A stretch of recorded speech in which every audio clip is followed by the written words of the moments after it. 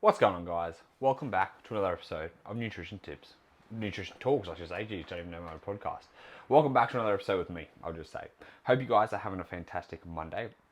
As I record this, it is a Wednesday afternoon, and I'm having a fantastic Wednesday. Thank you for asking. So I thought today I'd talk about how to make dieting easier, just because as you are listening to this, it'll already be finished, but I am doing a little bit of a dieting phase. And I was like, you know what, every time I'm in a dieting phase, which is, once a year if I'm lucky now, it's just like gives me good content to kind of think about. So I was like, this would be fantastic for me to use this content while I can, and just to talk about how to set yourself up for a successful dieting phase. Because it's one of the most important things to, if you want to diet successfully, you need to start yourself on the right foot. Because a lot of people, what happens? We don't feel good about ourselves. We want to be able to get in a diet straight away, want to lose the weight, want to feel better, want to do all these things. And it's like going from 0 to 100 is actually quite hard to do, which you would probably know, which is why a lot of people fail at their diet. And it's just because they've set themselves up for failure, I should say, because they do not have realistic standards of what they should be aiming for. And also, you're just starting from a shit place, okay? What I mean by starting from a shit place, there's a few different things that different shit places people start from. Number one is they've just had an unhealthy lifestyle. Usually this comes down to the New Year's resolutioners, okay? You've been eating like shit, you've been doing all these things, you've been doing nothing that's moving you towards your health, really, at all. Maybe you've never even focused on it before. And now you're like, you know what, now's the time to start dieting. This is the year, January 1st, I'm going to start dieting. I'm going to do this, this, this, this, and this. I'm going to go for it, all right? The hard thing that people don't realize is that you're changing everything in your life to now start a diet that's going to change, like that literally is going to change everything. Like, you've got to think all these habits, all these behaviors, all these things you do, they are all ingrained in you that you've probably been doing for years on end. Okay? Now, when you think, I want to start losing weight, I want to start dieting, you have to change your eating behaviors, your lifestyle behaviors, what you do on the weekend, what you do with your free time, how you use stress as a coping mechanism, how do you prepare food, can you cook, right? What do you enjoy, what don't you enjoy, how do you usually eat food? All these different things now have to change. And if you're trying to change them all at once, you can sure as shit guarantee that you're not going to be able to stick to that long term. It's like, okay, you've never run a business before. Hey, you're going to be running this corporate CEO business for, a multi-million dollar business. Here, go and sort this out. You're like, oh, fuck, I don't know what to do, right? Yet you do that same type of thing when it comes to trying to jump straight into a diet. You have no idea what to do, but you're like, I'll just jump straight into it. When it's like, why don't we start from a better place? Okay, that's the first issue that people have, trying to change things completely. The second issue people have, is that I've continuously tried to keep dieting, or you have been trying to diet with no success, and it's because you have this all or nothing mentality, and it just keeps going around in circles. You go, oh, didn't work this time, I'll try again next week. Oh, fell off track Tuesday, I'll try again Monday. Oh, got a social event coming up this weekend, not going to worry about dieting. Then you get to a place of hate because you'll probably, you overeat, you're indulging, you feel like shit. You're coming from a place where you don't like with where you're at the moment. You're like, I'm going to start it all again. And then the same habit happens. I'll start it all again. It doesn't work. I give up. I try again. I start it all again. Same type of shit. Same issue. You keep trying to do the same thing again and again, you're not going to get results. The third thing is that you're coming from a place where you've probably just tried a diet, or again, you failed a diet, and you think the answer to failing a diet is to start a diet again. Okay? So instead, if you want to start from the best place possible, you don't start a diet by dieting. You start a diet by trying to eat at your maintenance calories, thereabouts, roughly your maintenance calories, and you work on some good behaviors and putting things into place. Because you should try and think about your maintenance, eating enough to maintain exactly where you are. And right now, if you're not happy with where you are, fucking listen to this.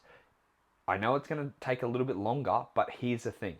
When you're eating enough to maintain your weight, if you make mistakes, okay, these are your training wheels, all right? If you make a mistake in maintenance, nothing happens, all right? If you have one day where you eat a little bit more, which you weren't supposed to, you're not going to gain kilos of fat. You're not going to gain a kilo of fat. You're not going to gain anything, because the good thing about maintenance is it's very forgiving. The body is very adaptable. There are times where you can have a little bit of a higher amount of food and it's not going to do anything negative to you, right? So this is why whenever I have clients on who come on board, the first thing I say is, we are going to maintenance calories. These are your training wheels, because then we start to build a foundation from there. So if you fuck up, you didn't actually fuck up at all. You learned something. What do we start to work on from there? The daily habits I talk to you guys about. It is better to start learning how to put a meal together with high protein, having some veggies, and adding some fruit into your diet while you're not trying to focus on dieting. Because then there's no pass or failure, there's no good or bad, there's none of that stuff. All I'm trying to get to do with people who eat at maintenance first is to give them regularity. What I mean by regularity is like, you don't eat at the same times every day, or even close to the same times every day. Some days you overeat, some days you undereat. Some days you've eaten 2 meals, some days you've eaten 1 meal, some days you've eaten 6 times a day because you're snacky. I want to get people to where they're eating consistently, roughly at the same time every day. It's like not exactly at 8 a.m., but within that hour and a half time frame, where they're eating breakfast, lunch, and dinner 3 times a day. They're getting some good consistency. They're working on trying to make some good meals.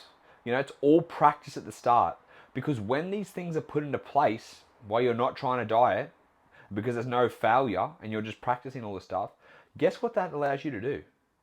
It allows you to start from a much better place when you go into a diet, because you've built up good behaviors, all right? You've given yourself a good amount of regularity in regards to your meals. You've managed your appetite. You're getting enough fiber. You're getting enough fruits and veggies and protein. And then all you're doing is just reducing that calorie amount. Now, for those of you who aren't tracking, you're doing that exact same thing, and all you're doing is just reducing those portion sizes. For those of you that are tracking, all you're doing is most likely reducing those portion sizes.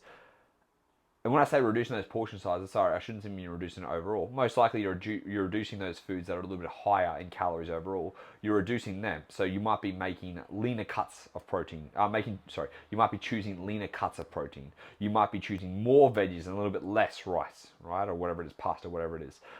Simple things like that in order to create your calorie deficit. And that sets you up for success.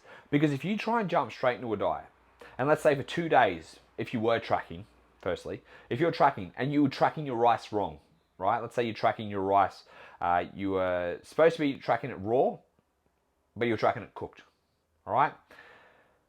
And then let's say you thought it was 50 grams and it was actually 150 grams of rice. So that whole time you thought you were in a 500 calorie deficit, you're in like a 200 calorie deficit. You didn't see much of a result.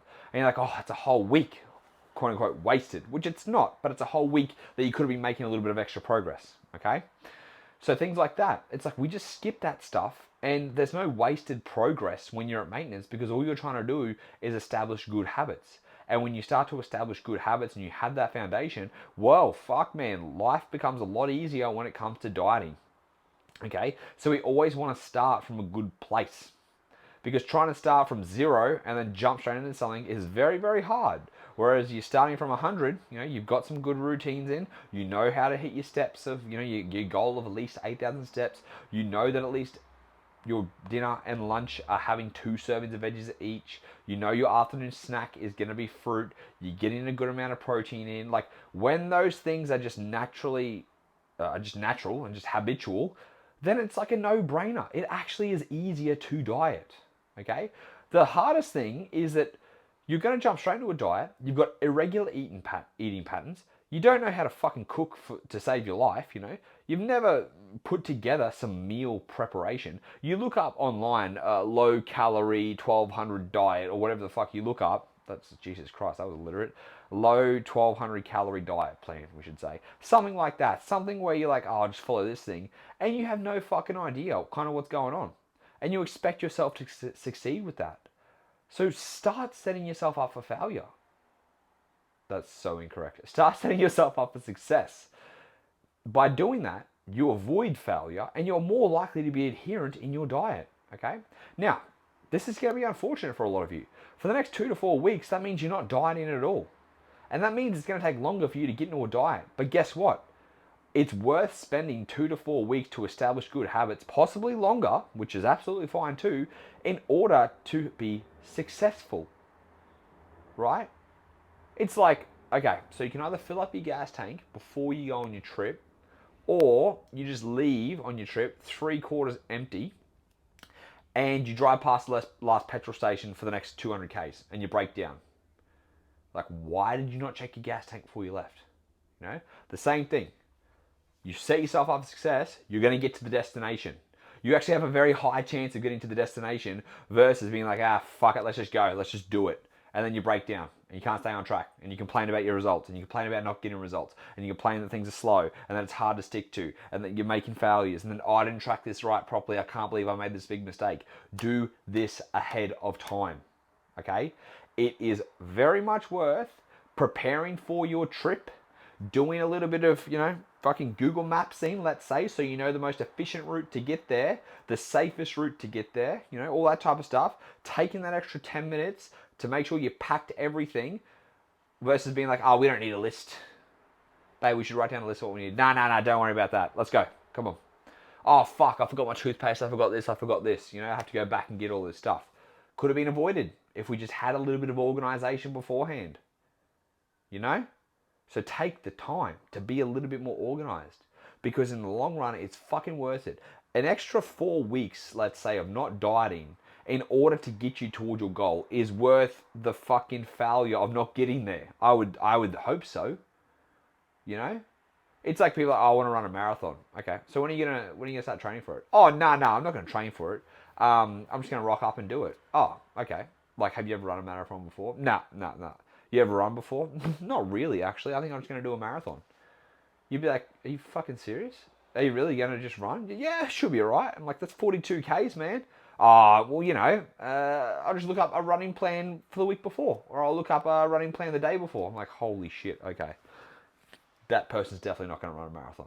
They might, but they're going to be fucking ruined afterwards. Okay? And so it's the same thing. It's literally the same thing. Like, anything needs a little bit of preparation. And the better prepared you are, the better you are. What do they say? I can't even say the word. Poor preparation leads to piss poor results. That's very true. A little bit of preparation goes a long way. So we're looking to start off on the right track. So aim for developing good habits first, because then you can build off those good habits when it comes to being in a deficit, all right? First thing. Secondly, like I said, about maintenance and building up the good habits. Secondly, even in a better position would be to actually work on trying to eat as much as you can for your maintenance. I know a lot of you are still stressed about, oh, surely this can't be my maintenance calories. Eat the fucking right amount of food, all right? You want to start from a point of basically where you're like, I'm full. I don't need to eat this much food anymore, okay? For those of you that were following me, what did I do? Food reviews all the time, okay? I was on 5,200 calories, a lot of calories. I basically could say yes to whatever the fuck I wanted to say yes to. I got all the food freedom. I got to enjoy the stuff. I got to do all these things. When it came to the time to say no and be on point, I could be on point. I could stick to my goals. Because I'm like, well, firstly, the relief of not eating so much food is a fucking win, Having to eat 5,000 calories a day is a mission. For the, of course it's 5,000 calories. For any of you eating the calories you're supposed to eat, because actually, you know what's funny? Based on our activity levels, our appetite's going to be quite regulated towards that. So when I give clients their actual maintenance calories, the biggest complaint I get is, number one, are you sure that's too many calories? That's not too many calories. I'm like, it's my job. I think I know. Secondly, I'm so full. Do I need to keep forcing myself to eat all this food? Fantastic. Great. You're full. You know what fullness feels like. You know what fullness feels like regularly. Why does that sound weird to me? You know what fullness feels like all the time, all right? Which is fantastic.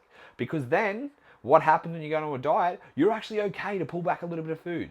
Your food focus isn't there. You feeling like you're missing out on things isn't there.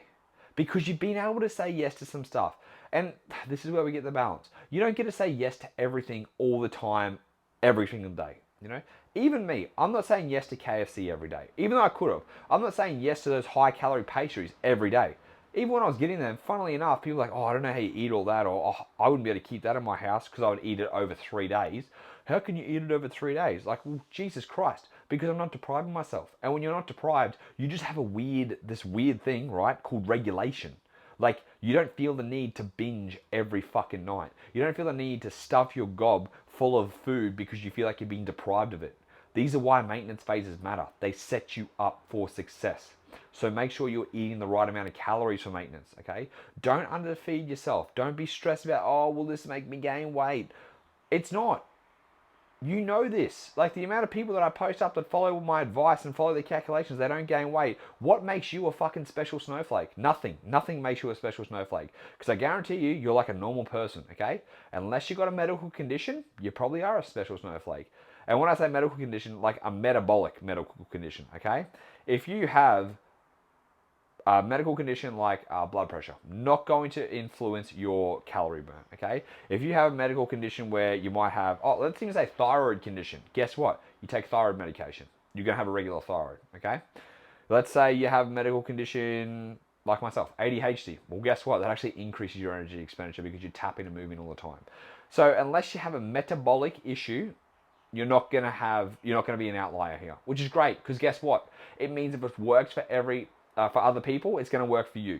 And I can guarantee you, for those of you listening, I've had a client that is in exactly your situation. Whether you're a male or a female, whether you're a mum or whether you're single, whether you've gone through menopause, whether you haven't gone through menopause, whether you're a bikini athlete who stood on stage, whether you haven't, whether you're a guy looking to gain muscle or a guy looking to gain fat, whether you are a tradie or an office worker, whether you're a stay-at-home mum or whether you're running your own business, every person that I've given this to, it has helped, okay?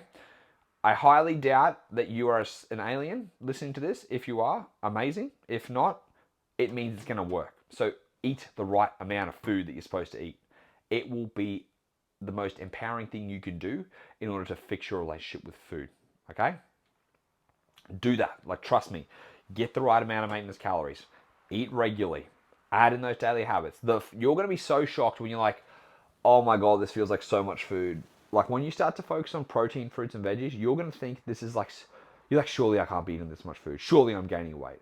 And every time when clients like, oh man, I feel heavy this week, I'm like, cool, I know you feel heavy. Just trust me for the rest of the week. Let's do your measurements. Oh, surprise, your waist measurement's gone down. Where you think it's gone up, it's gone down. That's exactly where we want to be. So please start eating more food. What else have I talked about here? Maintenance. I've just had like a little list that I want to cover with maintenance to set yourself up, but I think that's actually it. Hey, like this isn't going to be a super long podcast because it's literally starting off in a good place.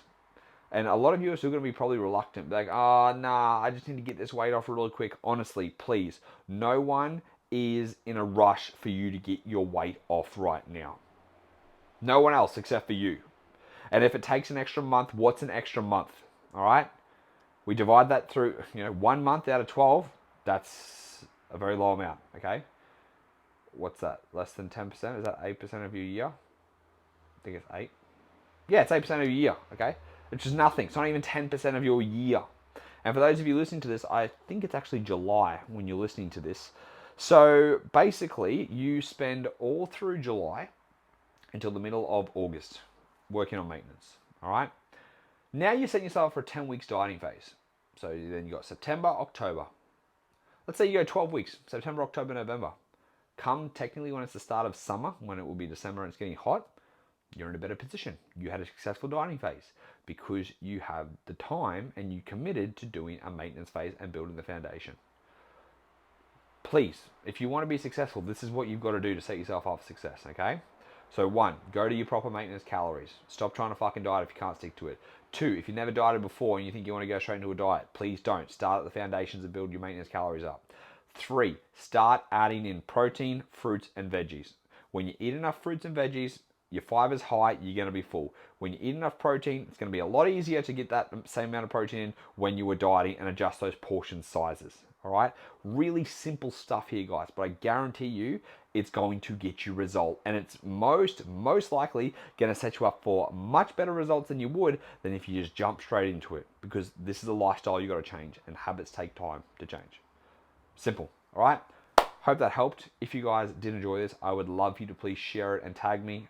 Very simple, easy podcast, this one, and yeah, I'll speak to you guys in the next episode.